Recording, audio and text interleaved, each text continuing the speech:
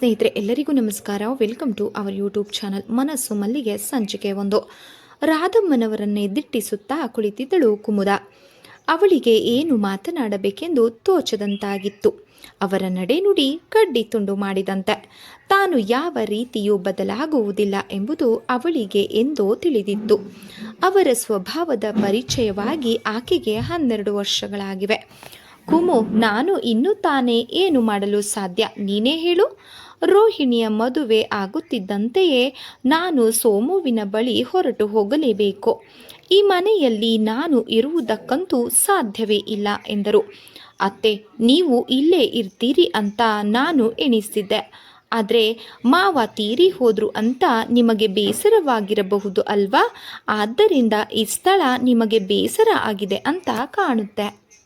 ಶ್ವೆಟರನ್ನು ಹೆಣೆಯುತ್ತಾ ಕುಳಿತಿದ್ದ ರಾಧಾಬಾಯಿ ತಮ್ಮ ಕೆಲಸವನ್ನು ಅರ್ಧಕ್ಕೆ ನಿಲ್ಲಿಸಿದವರೇ ಅಂದರು. ಕುಮು, ನನಗೆ ಬೇಜಾರಾಗಿದೆ. ಆದರೆ ಏನು ಮಾಡೋದು? ಬೇಜಾರು ಅಂತ ಇಲ್ಲೇ ಕಾಲ ಕಳೆಯೋ ಬದಲು ಅವನ ಹತ್ತಿರ ಹೋದರೆ ಅಲ್ಲಾದರೂ ಅಲ್ಪ ಸ್ವಲ್ಪ ಸಮಾಧಾನವಾದರೂ ಸಿಗ್ಬಹುದು ಅಂತ ಅನಿಸುತ್ತೆ. ರೋಹಿಣಿಯು ಸಹ ಹೊರಟು ಹೋದ್ಮೇಲೆ ನನಗೆ ಇಲ್ಲಿ ಏನು ತಾನೇ ಕೆಲಸ ಉಳಿದಿದೆ? ನಿನಗೊಂದು ದಾರಿ ಮಾಡಬಹುದಾಗಿತ್ತು. ಅದು ನಾನು ನಿನಗೆ ಏನೂ ಮಾಡಿಲ್ಲ ಅಂತ ಹೇಳಲಾರೆ. ನನ್ನ ಕೈಲಾದಷ್ಟು ಸಹಾಯ ನಿನಗೆ ಮಾಡಿದ್ದೇನೆ. ಓದಿಸಿದ್ದಂತೂ ಆಯಿತು. ನಿನ್ನ ಕಾಲ ಮೇಲೆ ನೀನು ನಿಂತುಕೊಳ್ಳುವುದು ಮಾತ್ರ ಬಾಕಿ ಇದೆ ಅಷ್ಟೆ. ಇನ್ನು ಹೆಚ್ಚಿಗೆ ನಾನು ಏನು ಹೇಳಲಾರೆ ಎಂದರು. ನಾನು ಸಹ ನಿಮ್ಮ ಜೊತೆಗೆ ಹಳ್ಳಿಗೆ ಬಂದು ಬಿಡ್ಲೆ ಅಂತ ನನ್ನ ಯೋಚನೆ.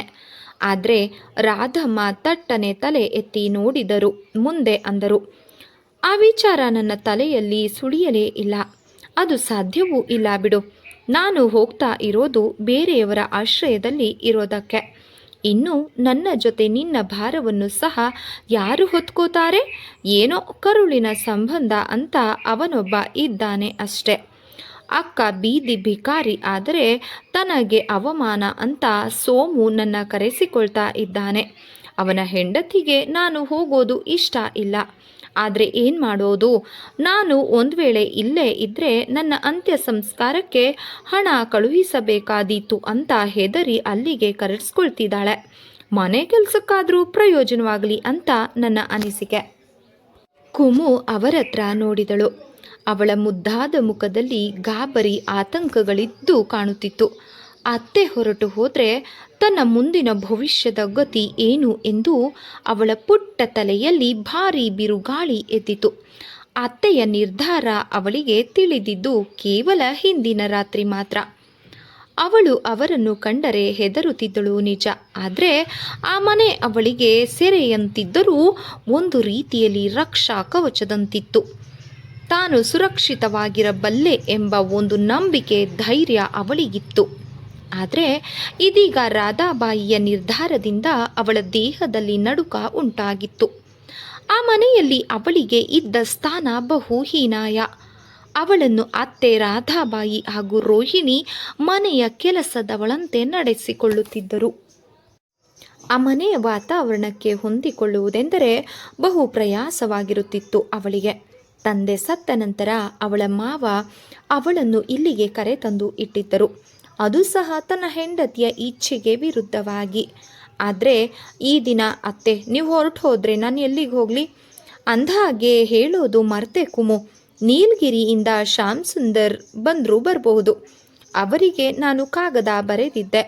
ಅವರು ನಿಮ್ಮ ತಾಯಿಯ ಕಡೆಯ ದೂರದ ಸಂಬಂಧವಂತೆ. ಜೊತೆಗೆ ಅವರು ಭಾರಿ ಶ್ರೀಮಂತರು ಬೇರೆ. ಅವರು ಇಲ್ಲಿಗೆ ಬರೋಕ್ಕೆ ಕಾರಣ ರೋಹಿಣಿಯ ಮದುವೆಗೆ ಬರ್ತಾರಾ ಅತ್ತೆ? ಇಲ್ವೇ, ಅವರಿಗೆ ವಿಷಯ ಹೀಗೆ ಅಂತ ಬರ್ತಿದೆ. ಅವರೇ ಬಂದು ನಿನ್ನನ್ನು ಕರೆದುಕೊಂಡು ಹೋಗಿ ಇಟ್ಕೊಳ್ಳೋದು. ಅದು ಸಾಧ್ಯವಿದೆ. ಅವರಿಂದ ಉತ್ತರ ಬಂದರೆ ಆಮೇಲೆ ಮುಂದಿನ ಮಾತು ಎಂದರು. ಅವರು ನನ್ನನ್ನು ಕರೆದುಕೊಂಡು ಹೋಗುತ್ತಾರೆಯೇ? ನಾನು ಯೋಚನೆ ಮಾಡಿ ಅವರಿಗೆ ಕಾಗದ ಬರೆದದ್ದು. ಇವತ್ತೋ ನಾಳೆನೋ ಉತ್ತರ ಬಂದಿತು. ಅವರ ಮನೆಗೆ ಹೋಗಿ ಇರಬೇಕಾದ್ರೂ ಪುಣ್ಯ ಮಾಡಿರಬೇಕು ಕಣೆ ಕುಮೋ. 2 ತಲೆ ಮಾರಿನಷ್ಟು ಐಶ್ವರ್ಯವಿದೆ ಅಂತೆ. ಆದರೆ ಜನ ಮಾತ್ರ ಸ್ವಲ್ಪ ಅಹಂಕಾರದವರಂತೆ. ಇದ್ರೆ ಇತ್ತು ಬಿಡು, ಈಗಿನ ಕಾಲದಲ್ಲಿ ಏನೂ ಇಲ್ಲದೆ ಇರೋರಿಗೆಲ್ಲ ಎಷ್ಟೊಂದು ಅಹಂಕಾರ ಇರುತ್ತೆ. ಇನ್ನು ಇವರಿಗೆ ಇರೋದ್ರಲ್ಲಿ ಆಶ್ಚರ್ಯ ಏನು ಇಲ್ಲ ಬಿಡು. ಭಾರಿ ವಂಶ, ಜಮೀನ್ದಾರರ ವಂಶವಂತೆ. ಮನೆ ದೊಡ್ಡ ಬಂಗ್ಲೆ ಹಾಗೆ ಇದೆ ಅಂತೆ. ಶ್ಯಾಮಸುಂದರ್ ಹೆಸರು ಚೆನ್ನಾಗೇ ಇದೆ. ಆದರೆ ಅವರ ಮನೆಯಲ್ಲಿ ಎಷ್ಟು ಜನರಿದ್ದಾರೋ ಏನೋ. ಅವರು ಮುದುಕರೋ ಹುಡುಗರೋ, ಕುಮುವಿನ ಪುಟ್ಟ ತಲೆಯಲ್ಲಿ ಬಗೆಹರಿಯದ ವಿಚಾರಗಳು ಎಷ್ಟೆಷ್ಟೋ. ಅವಳ ಮನದಲ್ಲಿ ಏನಿರಬಹುದು ಎಂದವಳನ್ನೇ ದಿಟ್ಟಿಸಿದರು ರಾಧಮ್ಮ. ಮುದ್ದಾದ ಮುಖ, ಆಕರ್ಷಕ ಚಂಚಲ ನೇತ್ರಗಳು. ಆ ಮುಖದಲ್ಲಿ ಮಿನುಗುತ್ತಿದ್ದವು ನೀಳವಾದ ನಾಸಿಕ, ದಾಳಿಂಬೆಯ ಬೀಜದ ಕೆಂಪನ್ನು ಅಣಕಿಸುವ ತುಟಿಗಳು. ತಲೆಯ ಗುಂಗುರು ಕೂದಲು ಮುಂದಾದ 2 ಜಡೆಗಳು ಅವಳ ಭುಜವನ್ನು ತಟ್ಟುತ್ತಿದ್ದವು. ಅವಳ ಉಡುಗೆ ಮಾತ್ರ ತೀರಾ ಸಾಮಾನ್ಯ. ರೋಹಿಣಿಯ ಹಳೆಯ ಸೀರೆಗಳು, ರವಿಕೆಗಳು ಅವಳ ಬಳಕೆಗೆ ಮೀಸಲಾಗಿದ್ದವು. ಆ ಹಳೆಯ ಸೀರೆಯಲ್ಲಿಯೂ ಸಹ ಅವಳ ರೂಪು ಲಕ್ಷಣವಾಗಿ ರಾರಾಜಿಸುತ್ತಿತ್ತು. ರಾಧಮ್ಮ ಅವಳನ್ನೇ ದಿಟ್ಟಿಸುತ್ತಾ ನೋಡಿದರು. ರೋಹಿಣಿ, ಇವಳ ರೂಪಿನಲ್ಲಿ 1/10 ಇಲ್ಲ ಕಣೆ. ಅವಳು ತಿನ್ನುವ ಪುಷ್ಟಿಯಾದ ಆಹಾರದಲ್ಲಿ 1/4 ಇವಳು ತಿನ್ನಲ್ಲ. ಆದರೂ ಸಹ ರೋಹಿಣಿಯ ದೇಹ ಕೃಶವಾಗಿಯೇ ಇದೆ. ದೇಹ ಕಾಂತಿಯೂ ಕೂಡ ಇವಳಿಗೆ ಇದ್ದ ಹಾಗಿಲ್ಲ. ಒಂದು ಹುಲ್ಕಡ್ಡಿಯ ನೆತ್ತಿ ಮತ್ತೊಂದು ಕಡೆ ಇಡುವಷ್ಟು ಕೆಲಸವಿಲ್ಲ ತಮ್ಮ ಮಗಳಿಗೆ. ಆದರೂ ಸಹ ಒಂದು ರೀತಿಯ ಸೂಕ್ಷ್ಮದ ಹುಡುಗಿ. ಇವಳಿಗಾದ್ರೂ ಬೆಳಗ್ಗಿನಿಂದ ರಾತ್ರಿವರೆಗೆ ದುಡಿದ್ರೂ ದಣಿವೇ ಇಲ್ಲ. ಅತ್ತೆ, ಶ್ಯಾಮ್ ಸುಂದರ್ ಅನ್ನುವವರ ಮನೆಯಲ್ಲಿ ಬಹಳ ಜನ ಇದ್ದಾರೇನೋ? ಅವಳು ಅವರ ಬಾಯಿಯಿಂದ ಏನು ಬರುವುದೋ ಎಂದು ಪ್ರಶ್ನಿಸಿದಳು. ಇದ್ದಾರೋ ಏನೋ ಗೊತ್ತಿಲ್ಲ ಕಣಮ್ಮ. ಅದು ಬಹುದೊಡ್ಡ ಕುಟುಂಬವೇ ಆಗಿತ್ತಂತಲ್ವಾ. ಹಿಂದಿನ ತಲೆಮಾರಿನ ಮಾತದು. ಮಲ್ಕೋ, ಎಷ್ಟೇ ಆಗಲಿ ಜಮೀನ್ದಾರರ ವಂಶ ಅಲ್ವಾ. ಆದರೆ ಈಗ ಮಾತ್ರ ಹೇಗೋ ಈ ಶ್ಯಾಮ್ ಸುಂದರ್ ಎನ್ನುವವನು ಬಹಳ ಕೋಪಿಷ್ಟನಂತೆ. ಮನೆಯಲ್ಲಿ ಅವರದ್ದೇ ಆಡಳಿತ. ಯಾರೂ ಸಹ ಅವನ ಮಾತಿಗೆ ಚಕಾರ ಎತ್ತುವಂತಿಲ್ವಂತೆ. ಅವರಿಗೆ ಮಕ್ಕಳೆಷ್ಟು? ಆ ವಿಷಯವೆಲ್ಲ ನನಗೆ ಏನು ತಿಳಿಯದು ಕುಮೋ. ಆದರೆ ಇಷ್ಟು ಮಾತ್ರ ಗೊತ್ತು ನೋಡು, ಅವನಿಗೂ ವಯಸ್ಸು 30ರ ಮೇಲಾಗಿದೆ ಅಂತ ವದಂತಿ. ಇಷ್ಟು ಕಾಲ ಮದುವೆಯಾಗದೆ ಇರುತ್ತಾರೇನೋ ಅದು ತಿಳಿಯದು. ಆಗಿದೆಯೋ ಇಲ್ಲವೋ ಯಾರಿಗೊತ್ತು. ನನಗೆ ಆ ವಿಷಯದಲ್ಲಿ ಆಸಕ್ತಿಯೂ ಇಲ್ಲ. ಅತಿ ಐಶ್ವರ್ಯವಂತರಂತೆ. ಮೇಲಾಗಿ ಅವರ ಮನೆತನದ ಹೆಸರು ಅಷ್ಟು ಚೆನ್ನಾಗಿಲ್ಲ ಅಂತಾರೆ. ಹಾಗಿರುವಾಗ ನಮ್ಗ್ಯಾಕವ್ರೆಲ್ಲ ಸುದ್ದಿ? ನನಗೆ ತಿಳಿಯದಂದ ಮೇಲೆ ನಿನಗ್ಯಾಕೆ ಸುಮ್ಮನಿರು? ಅವರಿಗೆ ತಂದೆ ತಾಯಿ ಹಿರಿಯರಾದರೂ ಇಲ್ಲ ಏನೋ. ಇಲ್ಲ ಅಂತ ಕಾಣುತ್ತೆ. ತಂದೆ ಸತ್ತ ಮೇಲೆ ಶಾಮುನೆ ಸಂಸಾರದ ಹೊಣೆಯನ್ನೆಲ್ಲ ಹೊತ್ಕೊಂಡಿದ್ದಾನಂತೆ. ಸರಿ, ಆ ಮನೆಗೆ ಹೋಗೋಕೆ ನಂಗಂತೂ ಇಷ್ಟ ಇಲ್ಲ ಅತ್ತೆ. ಆದರೆ ನಾನೇನು ಮಾಡಲಿಕ್ಕುಮೋ, ನಾನೇ ಇಲ್ಲಿ ಇರೋಲ್ಲ ಅಂದಮೇಲೆ ನಿನ್ನಂತಾನೇ ಹೇಗಿಟ್ಕೊಳ್ಳಲಿ ಹೇಳು? ಈ ಮನೆಯಲ್ಲಿ ನನಗೆ ಯಾವ ಬಗೆಯ ಸಂತೋಷವಿದೆ? ನಿಮ್ಮ ಮಾವ ಸತ್ತು ಹೋದದ್ದನ್ನೇ ನೆನಪಿಸಿಕೊಂಡು ಇಲ್ಲಿ ಜಪ ಮಾಡ್ತಾ ಕುಳಿತಿರ್ಬೇಕಷ್ಟೆ. ನನಗೂ ಮುದಿ ಪ್ರಾಯವಾಗಿದ್ದರೆ ಒಂದು ರೀತಿ. ಆದರೆ ದೇವರು ಆಯಸ್ಸು ಕೊಟ್ಟಿದ್ದಾನೆ. ನಾನು ಇನ್ನೂ ಬಹಳ ಕಾಲ ಕಳೆಯಬೇಕಲ್ಲ, ನೀನೇ ಹೇಳು? ಆದರೆ ಅತ್ತೆ, ನಾನು ಅವ್ರ ಮನೆಗೆ ಹೋಗೋದು ಅವ್ರಿಗೂ ಸಹ ಇಷ್ಟ ಇರಬೇಕಲ್ವಾ? ಇರಲಿ ಬಿಡು, ಅದು ಅವನ ಕರ್ತವ್ಯ, ರಾಧಾಬಾಯಿ ಹೇಳಿದರು. ತಕ್ಷಣ ಕುಮುಗೆ ಅಳು ಬರುವಂತಾಯಿತು. ಈ ಮನೆಯನ್ನು ಬಿಟ್ಟು ಹೋಗುವುದೆಂದರೆ ಅವಳಿಗೆ ಸಂಕಟ. ಮಾವ ಅವಳನ್ನು ಅಷ್ಟು ಆತ್ಮೀಯತೆಯಿಂದ ಕರೆತಂದಿದ್ದರು ಎಂದರೆ ಈಗ ಮತ್ತೆ ಬೇರೆಯವರೊಂದಿಗೆ ತಾನೇ ಇರಲು ಹೇಗೆ ಸಾಧ್ಯ? ತಾನು ಕೆಲಸ ಹುಡುಕಿಕೊಂಡು ಇಲ್ಲೇ ಇರ್ತೀನಿ. ಅದೇಗೆ ಸಾಧ್ಯ ಕುಮೋ? ಆ ರೀತಿ ಹೆಣ್ಣು ಇರಲು ಸಾಧ್ಯವಿಲ್ಲ. ಶಾಮು ಉತ್ತರ ಬರೆಯದೇ ಇದ್ದರೆ ಆಗ ನಿನ್ನ ಮಾತು ಒಪ್ಪಿಕೊಳ್ಳಬೇಕಾಗಿದ್ದೆ. ಆದರೆ ಒಂದು ವೇಳೆ ಅವನು ನಿನ್ನ ಕರೆದುಕೊಂಡು ಹೋದರೆ ಅದು ನಿನ್ನ ಪುಣ್ಯ ಅಂತ ತಿಳ್ಕೊ ಎಂದರು. ತಕ್ಷಣ ಅವಳೆಂದಳು, ಮತ್ತೆ ನಾನು ಪುಣ್ಯವಂತಳಾಗಿದ್ದರೆ ಇದುವರೆಗೂ ಬದುಕುತ್ತಲೇ ಇರಲಿಲ್ಲ. ಹಾಳು ಪಾಪಿ ಜೀವ ನನ್ನದು. ಹುಚ್ಚಾಗಿ ಮಾತನಾಡಬೇಡ ಕುಮು. ಈಗಿನ ಕಾಲದಲ್ಲಿ ಒಂದು ಹೆಣ್ಣಿನ ಜವಾಬ್ದಾರಿ ಹೊರೋಕೆ ಯಾರೂ ಒಪ್ಪಲ್ಲ, ಗೊತ್ತಾ ನಿನಗೆ? ಪಾಪ ಶಾಮು ಒಪ್ಪಿಕೊಂಡಿದ್ದಾನೆ. ಅದೇ ನಮಗೆ ಆಶ್ಚರ್ಯ. ನೀನು ಏಕಾಂಗಿಯಾಗಿ ಜೀವಿಸುವುದಕ್ಕೆ ನಿನ್ನ ಅಭ್ಯಂತರ ಇಲ್ಲದಿದ್ದರೂ ಜನ ಸುಮ್ಮನೆ ಬಿಡ್ತಾರೇನು? ನಿನ್ನ ಮೇಲೆ ಏನಾದರೂ ಕತೆ ಕಟ್ತಾರೆ. ಹಾಗೇನು ಮಾಡ್ತೀಯ? ಅದಕ್ಕೆ ಬದಲು ಆ ಮನೆಗೆ ಹೋದರೆ ಅವರೊಂದಿಗೆ ಹೇಗೋ ಕಾಲ ಕಳೆದು ಹೋಗುತ್ತೆ. ತನ್ನ ಸೀರೆಯ ತುದಿಯನ್ನು ತಿರುಚುತ್ತಾ ಕುಳಿತಿದ್ದಳು ಕುಮು. ಅದು ರೋಹಿಣಿಯ ಸೀರೆ. ಅವಳು ಉಡುತ್ತಿದ್ದ ಸೀರೆಗಳೆಲ್ಲ ರೋಹಿಣಿಯದ್ದೇ. ರೋಹಿಣಿ ತನ್ನ ಹಳೆಯ ಸೀರೆ ರವಿಕೆಗಳನ್ನು ಅವಳಿಗೆ ಕೊಡುತ್ತಿದ್ದಳು. ಅವಳು ಬಳಸುತ್ತಿದ್ದಂತಹ ಸ್ನೋ ಪೌಡರ್, ಕಿವಿಗೆ ಧರಿಸುತ್ತಿದ್ದ ನಾನಾ ಬಗೆಯ ಓಲೆಗಳು, ಬಳೆಗಳು, ಸರಗಳನ್ನು ನೋಡಿ ತನಗೂ ಅವೆಲ್ಲ ಬೇಕೆಂದೇ ಆಸೆ.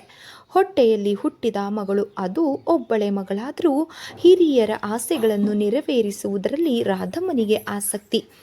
ಕುಮು ಅವಳಿಗೆ ಯಾತರದವಳು. ಅವಳ ಆಸೆ ಆಕಾಂಕ್ಷೆಗಳನ್ನು ನೆರವೇರಿಸುವುದಕ್ಕೆ ಅವಳು ಬೆಳಗ್ಗೆಯಿಂದ ರಾತ್ರಿಯವರೆಗೂ ದುಡಿಯುತ್ತಿದ್ದಳು. ಆ ದುಡಿಮೆಗೆ ಅವರು ನೀಡುತ್ತಿದ್ದದ್ದು ಆಧಾರವಿಲ್ಲದ ಊಟ, ರೋಹಿಣಿಯ ಹಳೆಯ ಬಟ್ಟೆಗಳು ಇವಿಷ್ಟೇ. ರೋಹಿಣಿ ಬೆಲೆ ಬಾಳುವ ಉಡುಪುಗಳನ್ನು ತೊಡುತ್ತಿದ್ದಳು. ಅವು ಹಳೆಯದಾಗಿ ಮಾಸಿ ಹೋದಾಗ ಅವುಗಳ ಉತ್ತರಾಧಿಕಾರ ಕುಮುವಿಗೆ ಸೇರುತ್ತಿತ್ತು.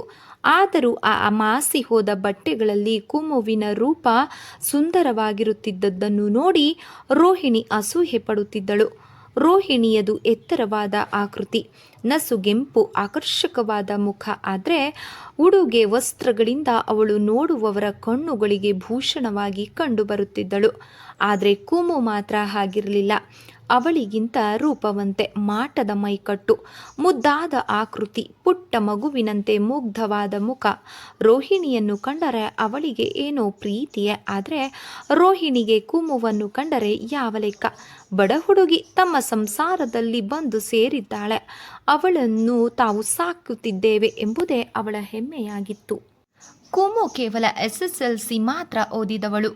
ತನ್ನನ್ನು ಅಷ್ಟರ ಮಟ್ಟಿಗೆ ಓದಿಸಿದ್ದೇ ರಾಧಮ್ಮನ ಔದಾರ್ಯ ಎಂದವಳ ಭಾವನೆ.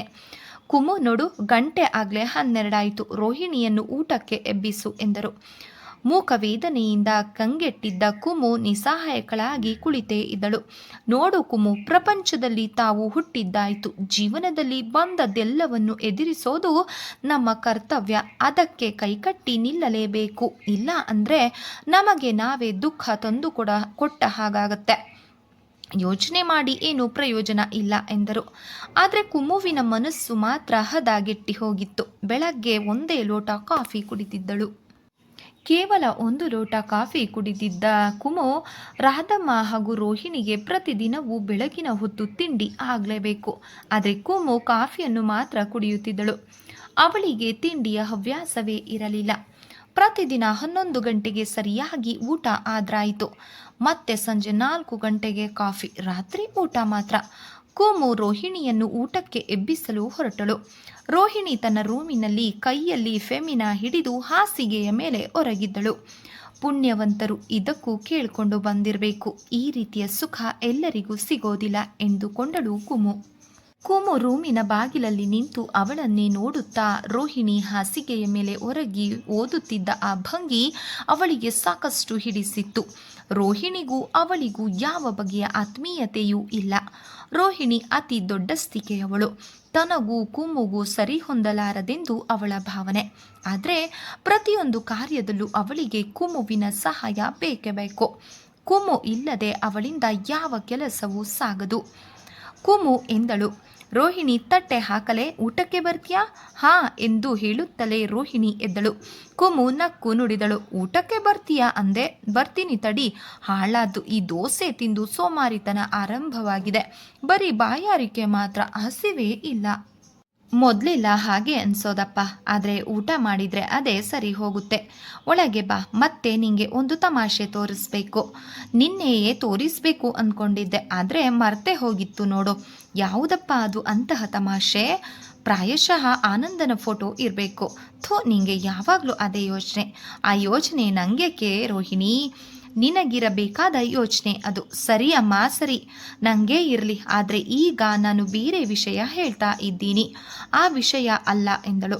ಏನದು ಎಂದು ಕುಮು ರೂಮಿನೊಳಗೆ ಬಂದಳು.